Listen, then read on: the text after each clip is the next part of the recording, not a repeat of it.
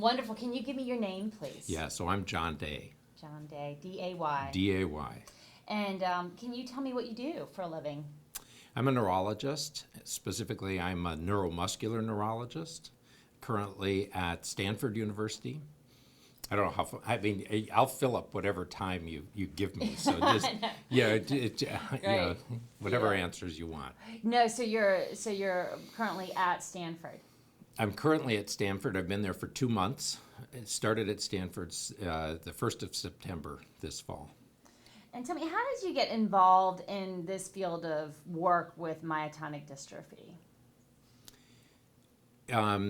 Long story or short story? Give me a medium, like A not medium? just a little bit. Give me the highlights of how you got Okay. involved with myotonic dystrophy. So my sister, who's 2.5 years older than I am, is mentally retarded.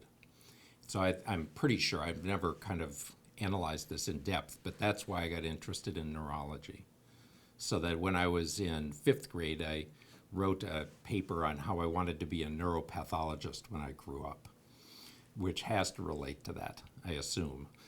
And so I did end up following that track and got into neurology, but as I did, I realized that I didn't understand the brain at all. It's too complicated. And so I was attracted to muscle because it's a more definable and dissectable, to be honest, system that we can really parse out molecularly and begin to understand. So that's what got me into muscle.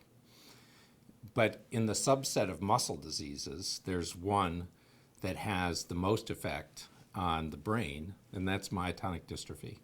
So it's kind of an interesting full circle. I'm actually trying to understand the brain function in myotonic dystrophy through the window of understanding what's going on in muscle, with the idea that we can understand muscle. It's a much simpler system.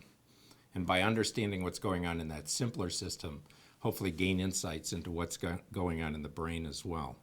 So I'm back kind of to understanding mental retardation and understanding cognitive deficits by understanding a muscle disease.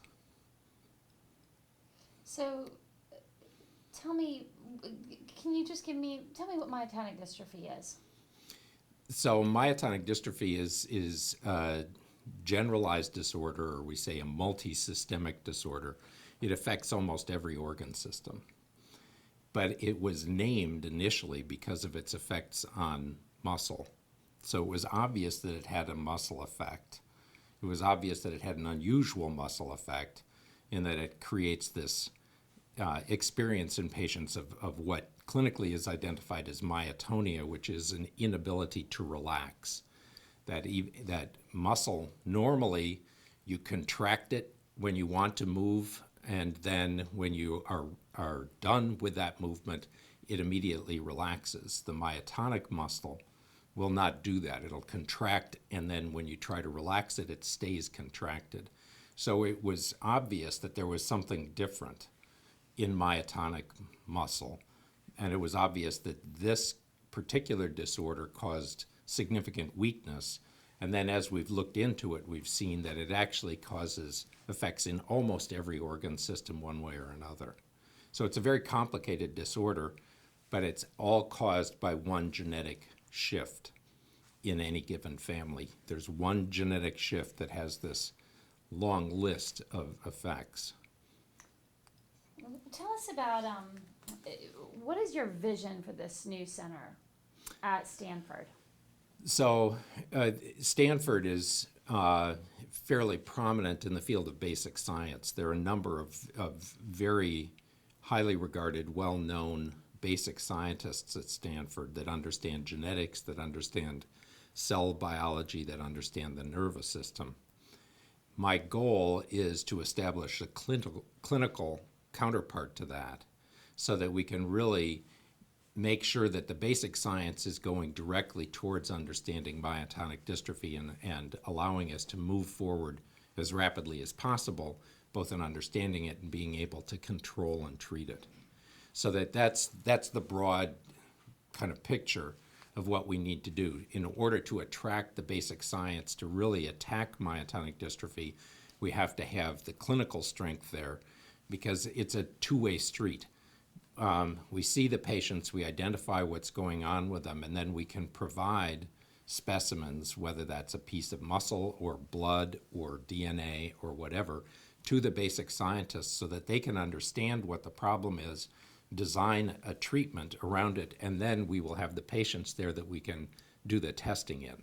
So it's very much has to be an iterative process that the clinicians inform the basic scientists inform the clinicians, and we go back and forth and back and forth. So that's the piece that I'm hoping to be able to set up as rapidly as possible, is the clinical piece, to take advantage of the basic science piece that's already there. 5 years ago, would you have expected to be at this place at Stanford right now doing this work? Is this something that you've been building up to build a center like this? Or is this moving rapidly? And I don't have I do not have an answer on that at all. Right. This is completely just out of my own curiosity. Yeah. Are things really starting to feel like they're moving quite rapidly? They are, but they are at many places. Not just at Stanford. So that although I trained in San Francisco in terms of my neurology and neuromuscular training, I moved to Minnesota about 20 years ago, and we've established a very strong center there as well that's geared towards understanding and being able to treat muscle diseases. So that we've been quite successful in establishing this same kind of multidisciplinary, comprehensive approach to understanding and treating muscle diseases. The attraction for me in moving to Stanford is that we have a different cast of characters that we can tap into in terms of involving in that. I'm still trying to keep the Minnesota Center as active as possible, so I go back there on a regular basis and I'm working with them on some of the projects we have ongoing. Now we can add the people at Stanford to that, but also the western part of the United States has great individual muscle clinicians and researchers, but it's never integrated them into a whole the way that we had at Minnesota, or the way that some of the other centers have at the University of Rochester or other sites around the country. So that, part of the advantage of being at Stanford is that the community needs the support. And that should allow us to then take advantage of the people that are there to help them, which will then help us help the basic scientists. So that I think it's an opportunity. It didn't have to happen at Stanford. I think that it can happen at Stanford, and I'm very excited about the possibility. But it is going on throughout the world. That's what the whole Myotonic Dystrophy Foundation is for. That's what the IDMC meeting is that we're experiencing right now here, is this international collaboration so that we can really integrate all of the efforts that are going on everywhere so we can attack this as rapidly, as thoroughly, and effectively as possible. And the patient data, can you talk to me about how important having the right data, having the patient data in place is, how important is that? No, it's critical. It's very important that we understand who the patients are so that we can understand what that disease is. As I said, this is a very complicated disorder, and everything is interrelated, so that we really need to know in patients. I'm interested in the cognitive or central nervous system effects. Well, those are going to be affected by their breathing function, by their heart function, by their gastrointestinal function. All of those things are going to have direct or secondary effects on the central nervous system as well. And so if I'm trying to understand the central nervous system, I really can't do that unless I understand what's going on in the other systems. So that we really need as complete a picture as possible of what's going on in each of these individuals for us to understand any one aspect of the disease, and then be able to treat that aspect of the disease. What role do organizations like patient groups like MDF, what role do they play in getting this data? What role can they play? Yeah. So, the MDF, and we can see this in other diseases and other organizations. They can provide education so that they can educate the community. one of the things that we need is we need a very tight partnership between what's going on in academia, what's going on in clinical practice more generally, and then what's going on in the patient community, what the needs are, so that we need that feedback. For instance, myotonic dystrophy is named because of the myotonia in the muscle. It's a very characteristic feature. A lot of focus has been put on understanding on what the basis of the myotonia is, how we might be able to treat it. But if we talk to the patients about it, it's not a very big concern of theirs at all. So we don't want academia to be focused on things that are irrelevant to patients and their lives and their families. We need to be educated by the patients as to what's important, and then we need to attack those specific problems. So it has to be this interactive process, just continually. It's not a one-time deal. It's a back and forth as we go forward. What about getting this, being in sort of the right position at the right time to get the data? Like basically, you're coming up to a watershed moment in learning something new about myotonic dystrophy. Can you tell me how important it is to have that patient data ready to go through, whether it's a registry or a larger umbrella group? How you were talking to me about that, but maybe could you elaborate on how critical it will be at certain milestones as we go through this process? Right. I think that you can see that as basic scientists come up with a new understanding or a new approach towards controlling the disease, it's only going to have relevance if we can show that it actually works. There have been all kinds of things that have been effective on mice and that have not worked at all on patients. And so we need to be able to investigate that in the patients, so that not only do we need to understand what the target is, which can only come from the patients. They have to tell us what's wrong before we start trying to fix it. If it really doesn't bother them, there's no point in our trying to fix it. They have to tell us what the target is. We have to develop the appropriate arrow or the appropriate dart or whatever it is to shoot at that target. And then we have to have the ability to tell whether or not we've hit the mark. And we can only do that if we have the patients ready to go. They're willing to participate. They understand the importance of participating. We have them characterized already, so we know which are the patients that might be able to demonstrate the effects that we're looking for, and that we have the methods already in place in order to do those studies, so that those are critical.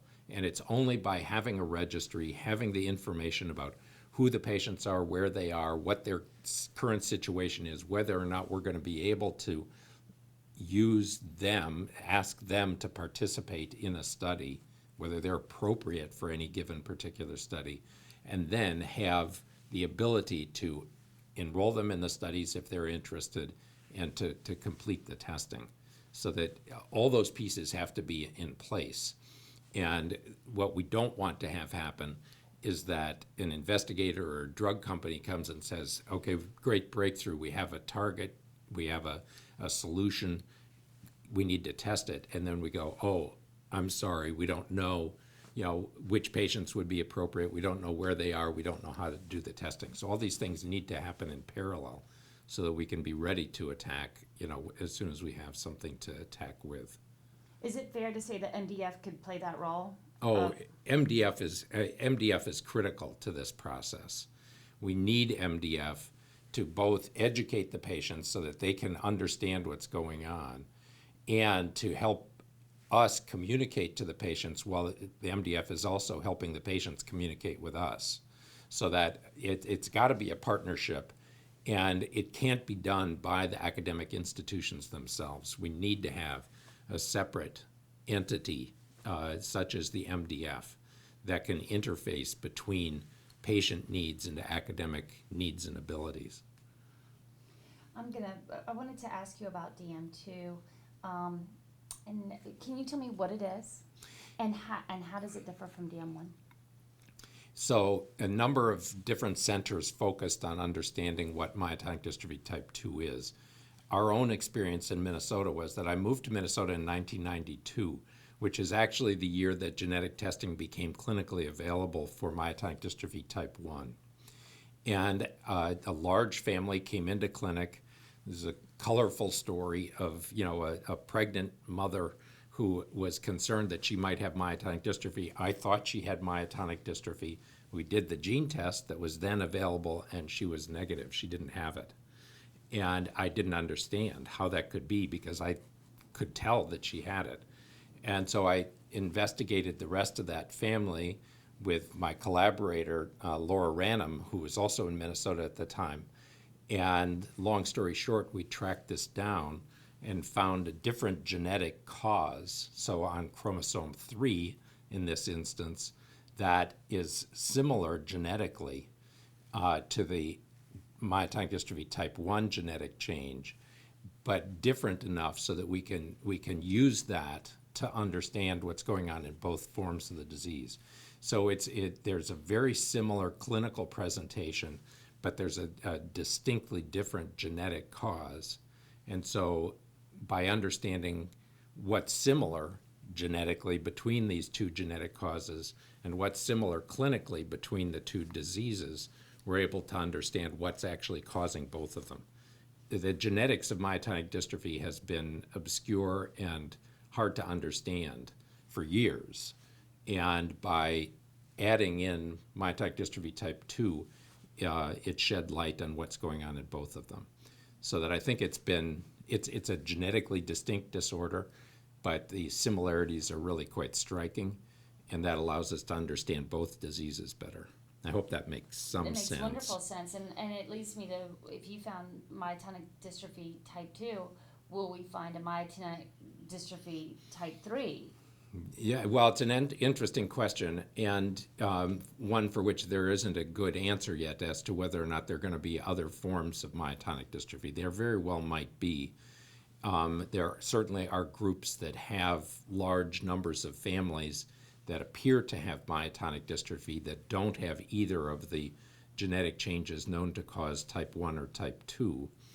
In our experience with those families, the symptom complex doesn't hold together in all generations, so that I'm not sure if it's a disease in the same sense that type 1 and type 2 are, but they very well might exist, and we're eager to hear about them. I think that every time we identify a new genetic change that causes a similar set of clinical symptoms, that it informs us as to what's causing all of these symptoms. So it's very useful. What is the future of the care provision? Providing care for the patients? Right. So that I think that one of the things that the clinicians in our community have really focused on is improving care. That we're all hopeful that we can identify treatments that are just going to eradicate the disease, and this will all be over and we'll wake up and do something different. But in the meantime, we realize that we really have to help people to live here and now so that they can live longer and more fully and be able to do more. So that care then becomes a big issue. And since myotonic dystrophy affects every organ system, it can be quite complex. So that we are trying to attack this in terms of what we would call symptomatic management. How can we help people so that their heart function remains good, so that their sleep is normal, so that they're well rested and have enough energy? How can we help them so that their muscles aren't aching, that they don't have the fatigue that is all too big a problem for our patients? How can we help them so that their stomach and bowel function is normal? I mean, if your gastrointestinal system isn't working, nothing else works. I mean, you can't function well in that setting. And so we try to improve our ability to affect the disease process in all these kind of practical ways right now, while we're waiting for that treatment to come down the pike that will really attack this at a more fundamental level. And not to belabor it, but I guess that's also what happens with the patients, knowing what the patients care about, and whether it's the myotonic grip, or is it, right, or is it the GI, or is it right, kind of starting to we have a multi-systemic problem. What do we need to tackle first? I guess prioritizing. Yeah, no, you're absolutely right. We need to understand really what the patients are suffering from before we attack it. And that's where we come back to this communication between the community and the physicians. And that's the role of the MDF, is facilitating that. So that knowing, I mean, interestingly enough, although gastrointestinal dysfunction has been known about for years, if you read Dr. Harper's book, it's been in there every edition, but it hasn't received the attention that it is deserving until very, very recently. And now we're really trying to activate and stimulate the gastrointestinal kind of clinical community to help us in attacking that symptom complex in this disease. But that's just one element, and we have to attack this on all fronts. So. Tell me, what do you do when you're not at your center in Stanford? What do you completely, I've been asking this of all the research and scientists to learn a little bit. What is your passion out of the work you're doing at Stanford? Well, my major passion, I guess, would be my family. I mean, so they think that I'm not with them much, but the time I am with them, I mean, I really try to, do everything that we can. So I have a daughter that's in 7th grade, and my son is in a theater program at Northwestern University, and so I try to catch up with him as often as I can, and with my daughter, and we do things. My wife, loves to do things outside and loves to cook, and so we, try to emphasize that. But really, a fair amount of my passion ends up being directed towards myotonic dystrophy and understanding it and being able to treat it better. That's great. That's wonderful. Thank you. Yeah, my you husband got was what at Northwestern on the theater thing too. Go ahead. Oh, really? Real quick. So what would you, if you were going to say something to a bunch of guys with checkbooks? Yeah. About this that might help them feel like there was money well spent. Yeah. What would you tell them? Yeah. So that I think that in terms of the role that the MDF can play, I think that one of the important aspects is going to be to help marshal all resources so that we can effectively and most meaningfully attack this disease as rapidly as possible. And I think that one of the things that we need in order to do that is to improve our ability to communicate between the patient groups and the academia, which is in part due to this registry that we need. And then we need to help academia focus on what we then identify as the key targets that need to be attacked. That can be done with relatively small grants. Most of the money has to come from NIH sources or from drug company sources, so that which are institutions that have enough resources to really attack these things full force. But what the Myotonic Dystrophy Foundation can do, it can provide those initial seed grants. It can provide the resources that help us get the team together to focus on the problems and begin that process of developing treatments. So that I think there are a number of things that Myotonic Dystrophy Foundation can help, and it has started helping in terms of both facilitating that communication back and forth through the registry and through other means, and facilitating some of the initial studies that are necessary both to attack the disease at a basic science level and then to translate that into clinical care. Was that That's great. on target? Checkbook out. Yeah. Thank you. All right.